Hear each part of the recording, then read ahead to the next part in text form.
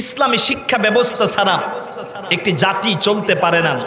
একটি জাতিকে আধুনিকায়ন করার জন্য, পরকাল জিন্দেগিতে জান্নাত পাবার জন্য এই জাতিকে আগে শিক্ষা দিতে হবে আল্লাহর কোরআনের শিক্ষা। কোন শিক্ষা? কোরআনের শিক্ষা। সকালবেলা যদি কেউ পেঁয়াজ খায়, তার মুখ দিয়ে সারাদিন পেঁয়াজ পেঁয়াজ একটা গন্ধ করে। আজ থেকে 20 বছর আগে আমার দেশের মক্তবগুলো চালু ছিল, কিন্তু দিন যত যাচ্ছে মক্তবগুলো তত বন্ধ হয়ে যাচ্ছে। কথা বলছেন না কেন? সকালবেলার মক্তবগুলো বন্ধ হয়ে যাচ্ছে। আমি এখনো যেটা দেখেছি, আমার মা ফজরের নামাজের পরে ন্যূনতম এক পারা কোরআন তিলাওয়াত না করা পর্যন্ত সে তার কোরআন তেলাওয়াতের জায়গা থেকে এখনো ওঠেন না। কে আজ ঢাকার শহরটা কি হয়ে গেল? 5.2 মাত্রায় ভূমিকম্প হয়েছে। একটা লারা দিছে কে? ওই আল্লাহ কি পারেন না এর চাইতে বড় একটা লারা দিতে? ইদা জুলজিলাতিল আরদু জিলজালাহা ওয়া আখরাজাতিল আরদু আসকালাহা। আল্লাহ জমিনটাকে যদি একটা লারা দেয় সব শেষ। আজ বিজ্ঞানীরা এই কথা বলেছেন যে 9.2 মাত্রায় যদি ঢাকাতে ভূমিকম্প হয়, ঢাকার 90% বিল্ডিং তো ক্ষতিগ্রস্ত হবে। এই ঢাকাটা একেবারে একটা অচল জায়গাতে পরিণত হবে। মানুষ যে থাকবে এটা চিন্তা করারই সুযোগ নেই। আল্লাহ এখনো আমাদেরকে বাঁচিয়ে রেখেছেন, বলুন আলহামদুলিল্লাহ। আজ থেকে 20 বছর আগে আমার মা, আপনার মা ফজরের পরে আল্লাহর কোরআনের তিলাওয়াত করত। শবে বরাতের রাতে কাকিমা 3টা টুপলা মিষ্টি পাঠাইতো। একটা চৈত্র মাসের খতম, একটা ভাদ্র মাসের খতম, একটা আষাঢ় মাসের খতম। আজ আপনার বাড়িতে সেই মা আছে, চাচি আছে, কিন্তু আল্লাহর কোরআনের তিলাওয়াত করার মতো একজন নারীও নাই, একজন মাও খুঁজে পাওয়া যায় না। যেই ঘরের থেকে দিন দিন কোরআনের তিলাওয়াত গুলো উঠে যাচ্ছে, ওই ঘর থেকে দিন দিন আল্লাহর রহমত গুলো বের হয়ে যাচ্ছে। কারণ রহমত যদি পেতে চান, আল্লাহর কোরআনের তিলাওয়াতের বিকল্প আর কিছু আছে? আল্লাহ সেই কোরআন পড়াটাকে আমাদের জন্য ফরজ করে দিয়েছেন। সুবহানাল্লাহ পড়েন। ইন্নাল্লাযী ফারাদা আলাইকাল কুরআন। আল্লাহ কোরআনের মধ্যে কুতিবা দিয়ে ফরজ বুঝিয়েছেন। অফারদনাহা, আল্লাহ কোরআনের মধ্যে অগণন বার দিয়েছেন, কিন্তু সরাসরি ফারদ শব্দ দিয়েছেন একবার। কয়বার? ইন্নাল্লাযী ফারাদা আলাইকাল কুরআন, আমি আল্লাহ তোমাদের জন্য কোরআন শেখাটাকে ফরজ করে দিয়েছি। আল্লাহ এখানে নিশ্চয়ই খুব জোর তাগিদ দিয়ে বলেছেন, বান্দা বান্দিরা তোমাদের জন্য কোরআন শেখাটা ফরজ। একটা প্রশ্ন করে ওয়াজ শুরু করি, কোরআন শেখা নফল নাকি সুন্নাত? আর একটু আস্তে বলেন। যদি কোরআন শেখাটা ফরজ হয়, তাহলে আপনি কোরআন থেকে এখনো কেন দূরে? আজ কাজিরগা এই ঐতিহাসিক তাফসীর মাহফিল শুধু একটা মাহফিল না, এটা জান্নাতের বাগান। সুবহানাল্লাহ পড়েন। আল্লাহর নবী বলেছেন, আহলুল কুরআনি হুম আহাদুল্লাহ খাসাতুন। যারা কোরআনের কাছে আসে তারা আমি আল্লাহর ঘরের মেহমান হয়ে যায়। না হয় নাই? জোরে বলেন। এই মুহূর্তে বলেন দেখি, আপনারা মেহমান কার? আমরা মেহমান কার? আল্লাহ ফেরেশতাদেরকে ডাক দিয়ে বলে, ও ফেরেশতারা তাকায়া দেখো কাজিরগা এলাকায় তোমরাই তো একদিন বলেছিলে মানুষ বানানোর দরকার নাই। আজকে কাজিরগাঁয়ের মাহফিলে বসে আমার বান্দারা অনুগত বান্দার মতো কোরআনের তেলাওয়াত শোনে। আমি আল্লাহ আমার অবারিত রহমত দিয়ে বান্দার জিন্দেগির গুনাহগুলোকে মাফ করে দে। আল্লাহ বানাইলেন কত জাতি, হইল না তার প্রেম প্রীতি। অবশেষে মানুষ বানায় প্রেমের কারণে, প্রেমের রশি বান্ধরে মদিনার শনে। আজকের এই মাদ্রাসার নাম জামিয়া মাদিনাতুল উলুম। কি চমৎকার একটি নাম আপনারা নির্বাচন করেছেন। কাজিরগাঁবাসী ধন্য। আপনাদেরকে অ্যাপ্রিশিয়েট, ওয়েলকাম, আহলান সাহলান মারহাবান। কিন্তু আপনার বাড়ির বাচ্চাটা কেন কাজীর গায়ের মতো এই মাদ্রাসায় পড়তে পারে, এটা আপনার জীবনের চরম ব্যর্থতা। আমি মনে করি আপনার নাতি, আপনার ছেলে, আপনার আপনজনকে ডাক্তার, ইঞ্জিনিয়ার, সেখান থেকে নিয়ে আধুনিকতার ছোঁয়ায় আপনি ইউরোপে পড়াবেন, সেটা পড়ান। কিন্তু সকালবেলা পেঁয়াজ খাইলে যে সারাদিন পেঁয়াজ পেঁয়াজ একটা গন্ধ পাওয়া যায়, আপনার বাচ্চার জীবনটা শুরু করেন আল্লাহর কোরআন দিয়ে। যতকাল বাঁচবে আল্লাহর কোরআন তেলাওয়াত করবে, আপনার জন্য দোয়া করবে, ঠিক কিনা কর? এমন একটি রহমতপূর্ণ, বরকতপূর্ণ একটি ফাউন্ডেশনের নাম হচ্ছে জামিয়া মদিনাতুল উলুম কওমি মাদ্রাসা। ইমান, আমদ দুইটার সমন্বয়ে দিন প্রচারের অনন্য একটি মার্কাজ হচ্ছে কওমি মাদ্রাসা। সুবহানাল্লাহ পড়েন। কারণ আমি যদিও আলিয়া ব্যাকগ্রাউন্ডের স্টুডেন্ট, ইউনিভার্সিটিতে পড়েছি, কিন্তু আমি হিপস করেছি আবার কওমি থেকে। কুল্লু শাইইন ইলা ইয়ারজি আসলি, মানুষ তার মূলের দিকে ধাবমান হয়ে যায়। ঠিক এই যে আমি আপনাদের সামনে কথা বলতেছি, আমার মূল ফাউন্ডেশনটাও কিন্তু কওমি থেকে। আজ আপনার বাড়ির পাশে একটি কওমি মাদ্রাসা, আপনি কত সৌভাগ্যবান মানুষ চিন্তাও করতে পারবেন না। এই পৃথিবীতে ধর্ম আছে 12,000। কত হাজার? 12,000। এই 12,000 ধর্মের ধর্মগ্রন্থ আছে মাত্র 1200 ধর্মের। কিন্তু একটা ধর্মগ্রন্থের হাফেজ পৃথিবীতে আপনি খুঁজে পাবেন না। আজ তাম পৃথিবীতে প্রায় 10 কোটির কাছাকাছি আল্লাহ তার কোরআনের হাফেজ বানিয়ে দিয়েছেন। সুবহানাল্লাহ পড়েন। আজকের মাহফিলে কয়জন পাগড়ি নেবেন? 6 জন। তার মানে এই যে ছোট্ট ছোট্ট বাচ্চাগুলো 8, 10 কিংবা 12 বছর বয়স, এই বাচ্চাগুলো এক একটা জীবন্ত কোরআন। সুবহানাল্লাহ পড়েন। আপনার জীবন তখনই তো ধন্য, আপনার নামাজে জানাজায় আপনার সন্তান দাঁড়ায়া ইমামতি করবে, আপনার জন্য দোয়া করবে। আমি মনে করি ও কাজিরগাবাসী, দক্ষিণ পানগাবাসী, আপনার বাচ্চাকে ন্যূনতম 1 বছর এই মাদ্রাসায় পড়ানো দরকার। 1 বছরে নুরানি পড়বে, কোরআন তিলাওয়াত শিখবে, 63টা হাদিস শিখবে, জানাজার নামাজের ইমামতি করা শিখবে। আমি খতিব, আমি ইমাম, আপনার লাশটা সামনে নিয়ে যখন দাঁড়াই আমার চোখের গোড়ায় পানি আসে না। কিন্তু আপনার বাচ্চাটা যখন আপনার লাশটা সামনে নিয়ে জানাজার নামাজের ইমামতি করবে, ওর চোখের গোড়া বেয়ে বেয়ে পানি পড়বে। বান্দায় যখন কান্দে, বান্দার চোখের গোড়া বেয়ে পানি পড়ে, আল্লাহ সইতে পারে না। আল্লাহর শাজিম থেকে কুদরতি হাত বাড়ায়া বান্দার চোখের গোড়ায় মুছায়া দেয় আর বলে, বান্দা কাঁদবি না, কাঁদবি না, কি চাও, কি চাও? বান্দায় যখন মনে মনে বলে, আল্লাহ আমার বাবা আমার ছেড়ে চলে যায়, বাবার জিন্দেগির গুনাহগুলো মাপ চাই, আল্লাহ চোখের পানি মুছায় আর বলে, বান্দা তোর চোখের পানির বিনিময় তোর আব্বার জিন্দেগির গুনাহগুলো মাফ করে দিলাম। এই সুযোগ তো অনেক এলাকায় পাওয়া যায় না। 3-4 গ্রাম কেন 10 গ্রামের ভিতরেও মাদ্রাসা নাই।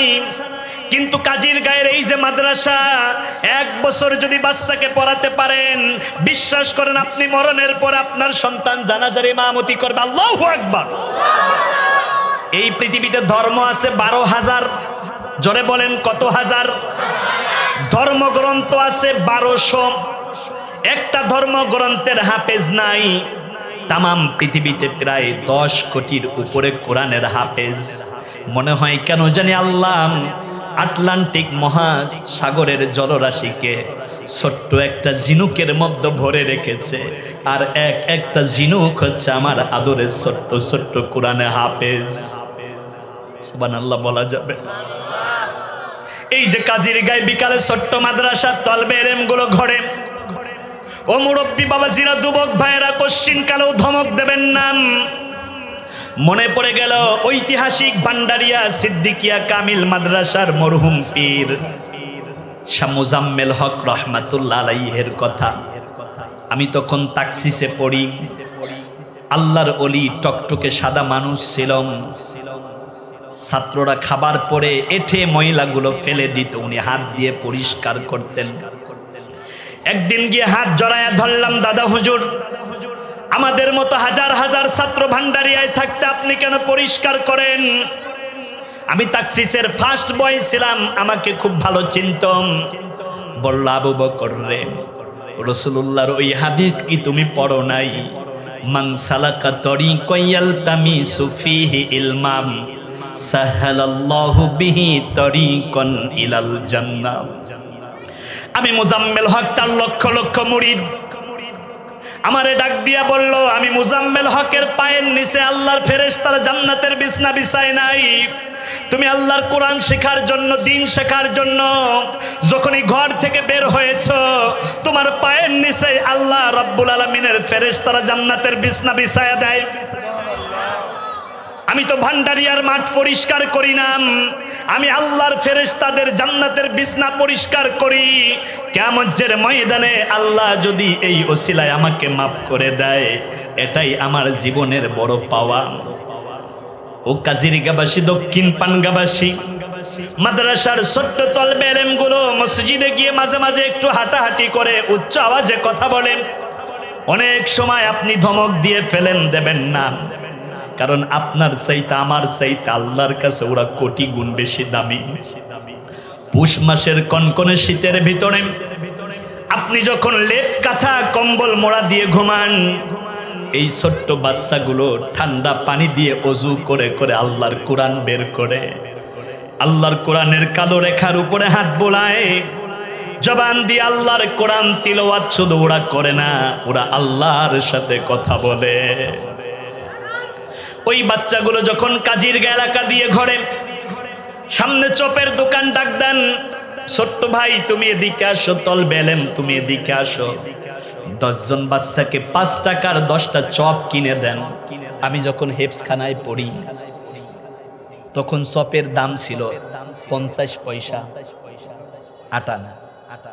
2 টাকায় চপ পাওয়া যাইত 5টা। মাদ্রাসা থেকে বিকাল বেলায় যখন সোনার মোড়ের দিকে যাইতাম, কেউ যদি একদিন 50 পয়সা দিয়ে একটা চপ কিনে দিত, বিশ্বাস করেন সবক মাগরিবের পরে পড়তাম আর তার চপের কথাটা মনে হতো। এইটা শুধু 50 পয়সার একটা চপ নাম, এইটা শুধু 5 টাকার একটা চপ নাম।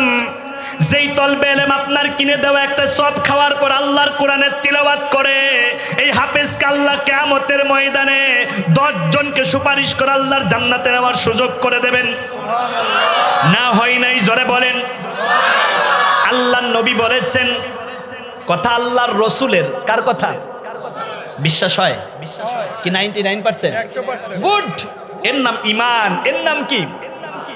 আল্লাহর নবী বললেন, মান করাওয়াল কুরআন ফাস্তাজহারাহু ফাআহাল্লা হালালাহু ওয়া হাররামা হারামাহু ওয়া আদখালাহু আল্লাহুল জান্নাহ। যারা কোরআন তিলাওয়াত করে, কোরআন হিফজ করে, হালালকে হালাল মনে করে জীবন চলে, হারামকে হারাম মনে করে গুনাহ থেকে বেঁচে থাকে, ওয়া আদখালাহু আল্লাহুল জান্নাহ, আমি আল্লাহ নিজে দায়িত্ব নিয়ে তাদেরকে জান্নাতি করে দেই। তাহলে হাফেজে কোরআন আলেমদেরকে জান্নাতে দেবেন, দায়িত্ব কার? এই কাজ যে করে তার নাম, তিনি হয় ফাইল। তিনি কি? ফাইল। আলেম উলামা রয়েছেন এখানে, কথা বোঝেন? তাহলে হাফেজদের আলেমদেরকে জান্নাতে প্রবেশ করায়া দিবেন, এই কাজটুকু যিনি করবেন তিনি কে?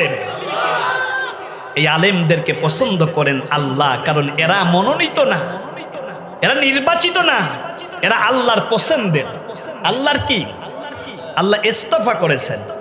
সুম্মা আওরাসনাল কিতাবাল্লাযীনা ইসতাফাইনা মিন ইবাদিনা, আল্লাহর অগণন বান্দা বান্দি আছে, এদের মধ্য থেকে আল্লাহ যাদেরকে পছন্দ করেন তাদেরকেই কোরআনের জ্ঞান দিয়ে দেয়। আল্লাহ আবার বললেন, কুল হাল ইয়াস্তাউইল্লাযীনা ইয়ালামুনা ওয়াল্লাযীনা লা ইয়ালামুন, যারা আল্লাহর কোরআনের জ্ঞান জানে আর যারা জানে না তারা কোনোদিন এক হতে পারে না। এইবার বলেন দেখি, বলেন কোরআনের জ্ঞান সবচাইতে বেশি যাদের, তারা কে? আলেম। তারা কি? আলেম। আল্লাহর রাসূল বললেন, ইন্নাল উলামা ওয়ারাসাতুল আম্বিয়া, আলেমগণ হলো পয়গম্বরগণের ওয়ারিস, শুধু এক নবী নাম আদম সফিউল্লাহ থেকে মুহাম্মাদুর রাসূলুল্লাহ পর্যন্ত যত নবী আছে সব নবীদের ওয়ারিস হলো আলেম উলামা। না হয় নাই? জোরে বলেন সুবহানাল্লাহ। আল্লাহর রাসূল বললেন শাফাআহু ফি আশরাতিন মিন আহলি বাইতিহি কুল্লুহুম ক্বাদ ওয়াজাবাত লাহুন নার। একজন হাফেজে কোরআন, একজন আলেম সুপারিশ করে 10 জনকে জান্নাতি করে দিতে পারবেন যাদের জন্য জাহান্নাম ওয়াজিব ছিল। এইবার আল্লাহ যখন বলবেন ও হাফেজে কোরআন, ও আলেম, তুমি সুপারিশ করে জান্নাতে নিয়ে যাও, ওই হাফেজ দেখবে এইটা আমার লজিং মাস্টার, এইটা আমার মাদ্রাসার মুতাওয়াল্লি, আমার উস্তাদ, এই মাদ্রাসায় দানকারী সাকি। যারা দান করে তারা আল্লাহর বন্ধু হয়। কার বন্ধু? as-sakiyyu হাবিবুল্লাহ। যারা দান করে তারা কার বন্ধু? এই যে মাঝে মাঝে আপনারা মাদ্রাসায় মসজিদে দান করেন, আপনারা বন্ধু হয়ে যান কার? একজন হাফেজ 10 জনকে জান্নাতে নিয়ে যাবে, কিন্তু তাকায়া দেখবে যে না, আমার আপনজন পরিচিত জন 10 জনের চাইতে আরো অনেক বেশি। ওই বাড়ির কাকিমা আমাকে লজিং খাওয়াইতো, কিয়ামতের ময়দানে হাফেজে কোরআন ওই কাকিমাকে ভুলে যাবে না। ওই বাজারে দোকানের সামনে 50 পয়সা দিয়ে একটা চপ কিনে মাদ্রাসার তলবে এলেমকে খাওয়ালেন, তার মানে আপনি কোরআনের পাখিকে খাওয়ালেন। ওই বাচ্চাটা কিয়ামতে আপনাকে ভুলে যাবে না, আল্লাহকে বলবে আল্লাহ একদিন আমার বিকাল বেলা খুব চপ খাইতে মনে চাচ্ছিল, কিন্তু আমার কাছে টাকা নাই, আল্লাহ তোর কোরআনের সম্মানার্থে আমাকে একটা চপ খাওয়াইলো, আমি আজকে কেমন করে এই মানুষটাকে রেখে জান্নাতে যাই? আল্লাহ বলবে বান্দারে, তোর যতগুলো পছন্দ হয় তাদেরকে নিয়ে জান্নাতে চলে যাও। এই জন্য বলেন আলেম ওলামার সাথে সম্পর্ক রাখার দরকার আছে না নাই? আল্লাহ আলেমদেরকে কিয়ামতে একটা সুপ্রিম পাওয়ার দিবেন। ইয়াশফাহু ইয়াউমাল কিয়ামাতে ফির রাসূল। 1 নম্বরে সুপারিশ করবে রসুলেরা, অশুহাদা 2 নম্বরে শহীদেরা, আর 3 নম্বরে হলো অল উলামা, আলেম উলামারা সুপারিশ করবে। কিয়ামতে আলেমদের সুপারিশ পাওয়ার জন্য দুনিয়াতে সেই আলেমদের সাথে থাকার দরকার আছে না নাই? এই যে দেখেন মুরব্বীরা কত ব্যস্ততা, এরপরেও মাদ্রাসায় সময় দেয়। কেউ মাদ্রাসার সভাপতি, কেউ সেক্রেটারি, কেউ বা আবার মাদ্রাসার খাদেম। মাওলানা মামুনুর রশিদ সাহেব আমাকে ডেকে বলল, হুজুর এই মাহফিলে সবচাইতে বেশি পরামর্শ দিয়েছে মুরব্বীরা, সহযোগিতা করেছেন এই মুরব্বী এবং ইয়াংদের মাঝামাঝি যে বয়স তারা, আর সবচাইতে বেশি পরিশ্রম করেছে যুবকেরা। যুবকেরা আছেন? একটা সুসংবাদ দিয়ে যাই, অশাবুন নাশাতা ফি ইবাদাতিল্লাহ, 7 শ্রেণীর মানুষ আল্লাহর আরশের নিচে ছায়া পাবেন। এর ভিতর 1 শ্রেণীর মানুষ হচ্ছে ওই যুবক জীবনের তাড়না আছে, গুনাহ করতে মনে চায়, যাত্রার মঞ্চে যেতে মনে চায়, ওইগুলো বাদ দিয়ে কোরআনের কাছে যখন চলে আসে, ওই যুবকদের আল্লাহ কিয়ামতে আরশে আজিমের নিচে জায়গা করে দেবে। না একটু জোরে বলেন সুবহানাল্লাহ। এই কোরআনের মাদ্রাসা, আমি প্রথমেই যেই কথাটা বললাম, শিক্ষাই জাতির মেরুদণ্ড, আর ইসলামী শিক্ষা হলো জাতির রুহ। রুহ ছাড়া মানুষ চলতে পারে? রুহ যদি বের হয়ে যায় ওইটার নাম লাশ, ওইটার নাম কি? এই যে আমরা মরণের পরে বলি বিসমিল্লাহি ওয়া আলা মিল্লাতে রাসূলিল্লাহ, রসুলের মিল্লাতে কবরে যাচ্ছে। মিল্লাত মানে হলো দল, মিল্লাত মানে কি?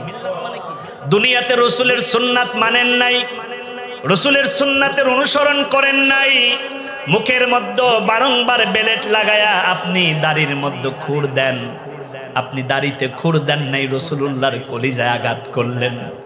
আল্লাহর নবী বললেন ইয়াকুসু শাওয়ারিব আফুল লোহা, তোমরা দাড়িকে ছেড়ে দাও, মোচকে ছোট রাখো। তার মানে আজ বাংলাদেশের অনেক মানুষ আছে মোচ ছাইরা দেয়, দাড়ি কেটে ফেলে, আছে না নাই? তার মানে কাটার দরকার যেইটা ওইটা কাটে না, কিন্তু যেইটা কাটার দরকার না ওইটা কাটতে তাকে সমান নেই। আপনি রসুলের উম্মত হইলে আবু জাহেলের উম্মত কি? এই উম্মতকে কিয়ামতে রসুল চেনবে? আপনি মরণের পরে যদি বলে বিসমিল্লাহি ওয়া আলা মিল্লাতে রাসূলিল্লাহ, জীবনেও রসুলের আদর্শ মানেন নাই, মরা লাশ নিয়ে রসুল করবে কি? তার মানে আপনি যদি দুনিয়াতে রসুলের আদর্শ মানেন, মরার পরে কেউ যদি না বলুক বিসমিল্লাহি ওয়া আলা মিল্লাতে রসুলিল্লাহ, তবু আপনি রসুলের উম্মত, রসুলের দলের মানুষ। রসুল আপনাকে বুকের সাথে জড়ায়া টানতে টানতে আল্লাহর জান্নাতি করে দেবেন। একবার বলেন মারহাবা। ওই রসুলের উম্মত হিসাবে বলেন দেখি, বলেন দাড়ি রাখার দরকার আছে না নাই? দাড়িটা অনেক বড় ছেড়ে দিতে পারেন নাই, কিন্তু অন্তত একটু ছোট করে হলেও আগে রাখেন। আগে কি করেন? আগে রাখেন। দাড়ির মধ্যে রহমত আছে না নাই? দাড়ির মধ্যে বরকত আছে না নাই? এই জন্য দারুণ করে কথা শুনেন, রাসূলুল্লাহর সুন্নাত মানার ভিতরে বরকত কম না বেশি? এই যে আলেম উলামা, আল্লাহ নবীদের ওয়ারিস, আল্লাহ রব্বুল আলামিন কোরআনের কারণে তাদের ইজ্জতকে বাড়ায়া দিয়েছে, কম না বেশি? আচ্ছা, এইবার একটা কথা বলি, আমরা যে আলেম হয়েছি কি দিয়ে? কোরআন দিয়ে। সবাই বলেন না কি দিয়ে? কোরআন দিয়ে। তার মানে এই মুতাওয়াল্লি মহোদয়, আমাদের সভাপতি মহোদয় যারা আছেন, তারা আমার চাইতে কোটি কোটি টাকার মালিক, কিন্তু এরপরও তারা আমাদেরকে হৃদয়ের সর্বোচ্চটুকু দিয়ে বেশি ভালোবাসেন। কেন? কারণ ওনারা বিশ্বাস করেন যে দুনিয়াতে আলেমদের সাথে যদি থাকা যায়, কিয়ামতের ময়দানে আলেমদের সাথে আল্লাহর জান্নাতি হওয়া যায়। আলমারউ মাআ মান আহাব্বা, এই দুনিয়াতে যে যাকে মহব্বত করবে, কিয়ামতের ময়দানে তার সাথে তার মহা প্রণয় হবে। মান তাশাব্বাহু বিকওমিন ফাহুয়া মিনহুম, যার সাথে যার মহব্বত তার সাথে তার কিয়ামত। তার দুনিয়াতে বাঁচতে হলে ওই আলেমদের সাথে মহব্বত করার দরকার আছে না নাই? আমরা আলেমদের সাথে মহব্বত করব, মাদ্রাসার সাথে সম্পর্ক রাখবো, পারবো তো ইনশাআল্লাহ। আমি মূল কথার দিকে যাচ্ছি প্রিয় বন্ধুগণ, একটু ফজিলতের কথা বলে আমি মূল কথার দিকে যাচ্ছি। যারা হাফেজে কোরআন হয় তাদের পছন্দ করে কে?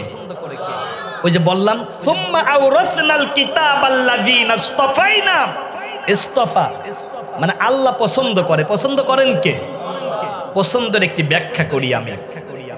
পুত্র বধূর জন্য কিনবেন একটা নাক ফুল, যাইবেন মাছ বাজারে, কোথায়? স্বর্ণের দোকানে। গুড। ওয়া হাদাহু ইলা সিরাতিম মুস্তাকিম, কারণ আল্লাহর কোরআন হচ্ছে হেদায়েতের পথ দেখায়। তার মানে হেদায়েত পাওয়ার জন্য আল্লাহর কোরআনের কাছে আসতে হয়। আপনি হেদায়েত নেবেন, যাবেন কোথায়? কোরআনের কাছে। কোথায়? আজকে যারা কোরআনের কাছে চলে আসলেন তারা আল্লাহর মেহমান হয়ে গেলেন। ওয়াউজলিফাতিল জান্নাতু লিল মুত্তাকিনা গায়রা বাঈদ। যারা আল্লাহর মেহমান হয়ে যায়, আল্লাহ রাব্বুল আলামিন তাদের জান্নাত আল্লাহর খুব কাছাকাছি জায়গায় রেখে দেয়। সুবহানাল্লাহ বলবেন না?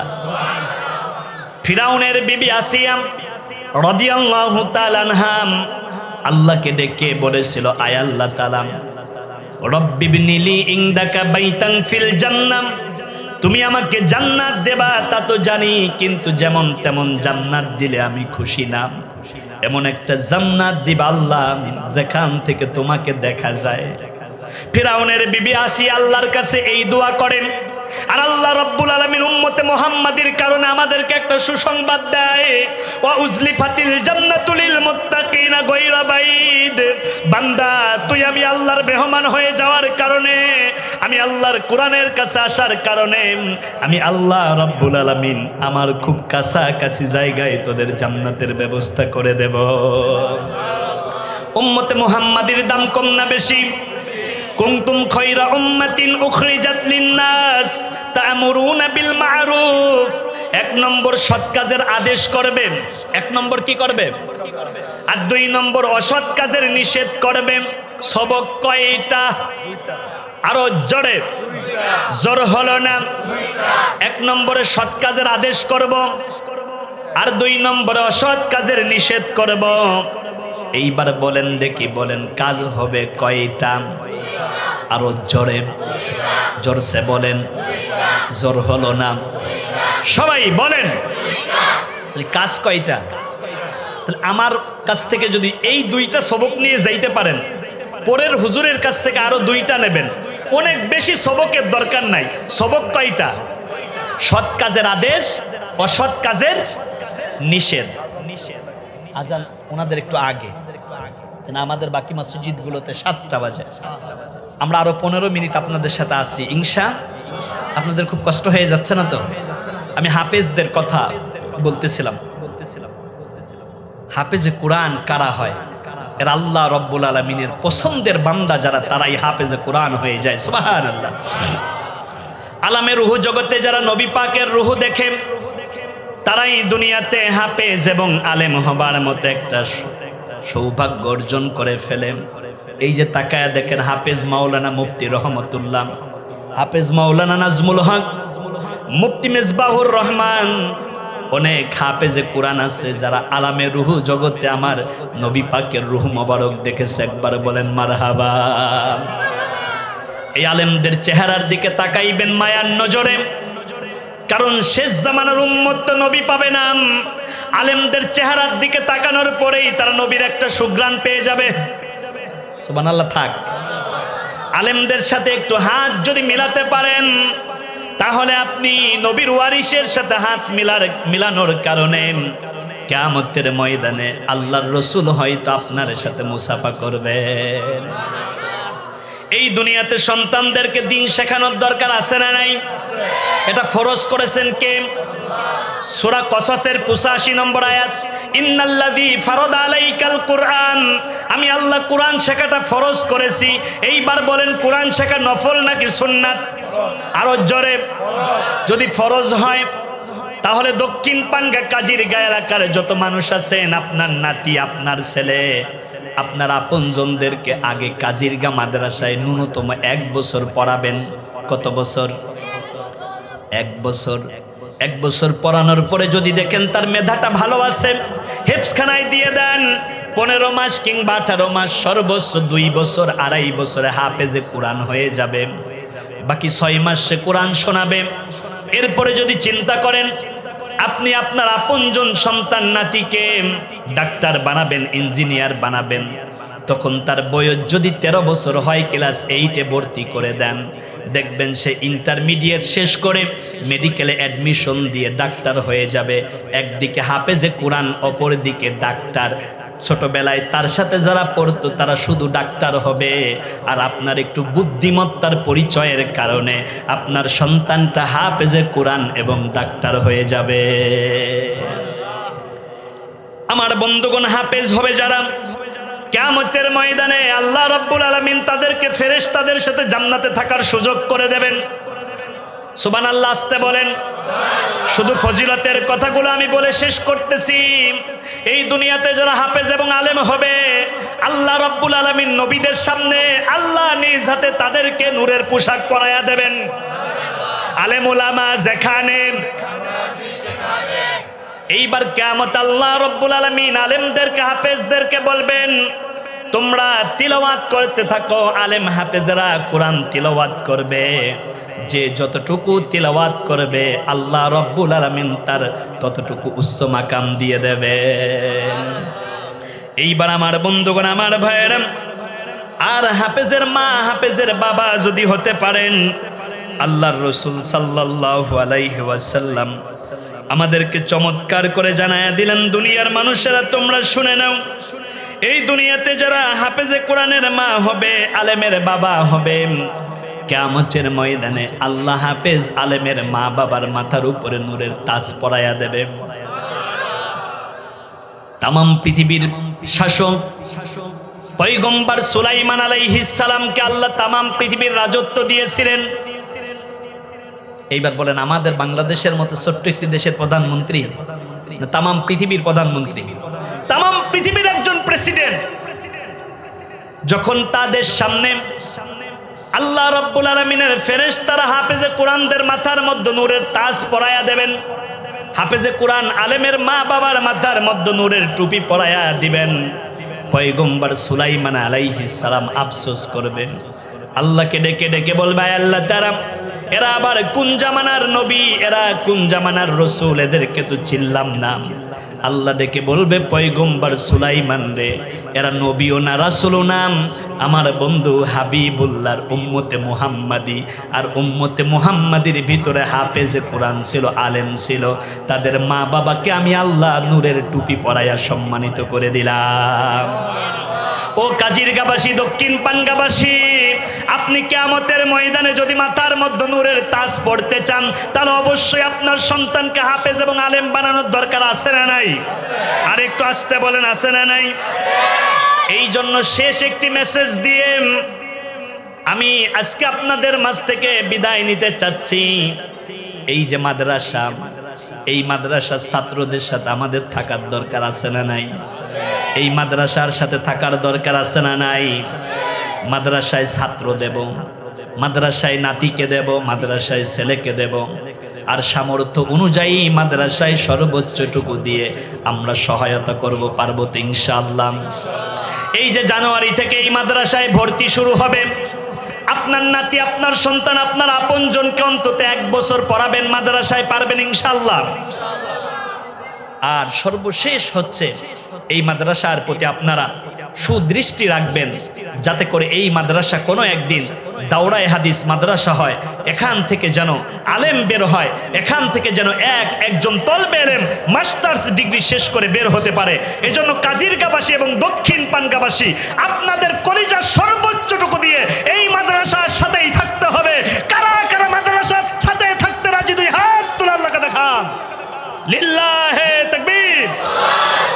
আমি আর কথা না বাড়িয়ে, আমাদের অন্যান্য মসজিদে আজান হবার 7 মিনিট বাকি আছে। এই 7 মিনিট আমাদের সম্মানিত নামাজের পরে কথা বলবেন, আমাদের মুতাওয়াল্লি মহোদয় আপনাদেরকে নিয়ে নামাজের পরে কথা বলবেন ইনশাআল্লাহ। সবাই বলুন না ইনশাআল্লাহ। আমি আর কথা না বাড়িয়ে এখনই আমার কথা শেষ করব। তবে একটু কারগুজারি শোনায়া দেই আপনাদের। আমার গতকালকে মাহফিল ছিল রংপুরে। আপনি চিন্তা করছেন কোথায় রংপুর আর কোথায় ঢাকা? গতকাল রাতে মাহফিল শেষ করে আমি বিশেষ কারণে বগুড়া হয়ে যেহেতু আসতে হবে, বগুড়া থেকে আমি বাস যোগে তারপরে এখানে, যদিও রংপুরে আমি মাহফিলে গেছি সৈয়দপুরে বিমানে যাওয়ার সময়, মাহফিল করছি তারাগঞ্জে, পরের দিন রংপুরের 32 নম্বর ওয়ার্ডে। ওই মাহফিল করে আমার আজকে মাহফিল ছিল আবার সিরাজগঞ্জে, কিন্তু আজকের মাহফিলটা আমি 2 দিন পরে দিয়ে 19 তারিখ সিরাজগঞ্জ দিয়ে 20 তারিখ আমার মাহফিল আবার চাঁপাইনবাবগঞ্জ, 21 তারিখ নীলফামারী। তো চিন্তা করলাম যে তাহলে তো আমি এখানে কথা বলতে পারবো না। মাওলানা মামুনুর রশিদ সাহেব আমাকে বলছিলেন যে হুজুর 2 দিন মাহফিলের যে কোনো একদিন আপনি এশার পরে কথা বলবেন। আমি বললাম যে এবছরে আই এম রিয়েলি সরি, আপনাদেরকে সময় দিতে পারতেছি না। হুজুরও মন খারাপ করলেন, কিন্তু ভাগ্যক্রমে হুজুরকে এই কথা বলার পরে যে আমার তো 17 তারিখটা ফাঁকা হয়েছে, হুজুর খুব খুশি হলেন। বললেন যে হুজুর আপনি ওয়াজ করেন আর না করেন, স্টেজে থাকবেন। আমি বললাম যে আমি স্টেজে থাকতে পারবো, কিন্তু ওয়াজ করতে পারবো না। আজকে যখন আমি ঢাকাতে ঢুকবো, ওই সময় হুজুর আমাকে ফোন দিয়ে বললেন হুজুর মাগরিবের পরে আপনার ওয়াজ করতেই হবে। তো চিন্তা করলাম যে এতবার একজন আলেম মানুষকে যেহেতু না করছি, এবার না করলে কেমন হয়। পরবর্তীতে বলছি ঠিক আছে, আমার কষ্ট হলো, আমি কথা বলবো। এই যে আমি কথা বলতেছি, আমার পুরো শরীর কিন্তু কাঁপতেছে। আপনি চিন্তা করেন কোথায় উত্তরবঙ্গ, প্রচন্ড শীত, সেখান থেকে আজ আমি এখানে কথা বলতেছি। এরপরও কষ্ট করে যতক্ষণ কথা বলেছি, আপনারা কথা শ্রবণ করেছেন, এই জন্য আপনাদের প্রতি অনেক কৃতজ্ঞতা।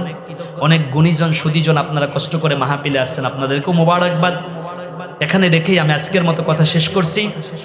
বাদ এশা ধারাবাহিকভাবে আলেম ওলামা কথা বলবেন, আমরা এর চাইতে বেশি উপস্থিতি এই মাহফিলে দেখাবো ইনশাআল্লাহ। আজকের মতো বিদায় নিচ্ছি। ওমা তৌফিক ইল্লা বিল্লাহ। আসসালামু আলাইকুম ওয়া রাহমাতুল্লাহি ওয়া বারাকাতুহু।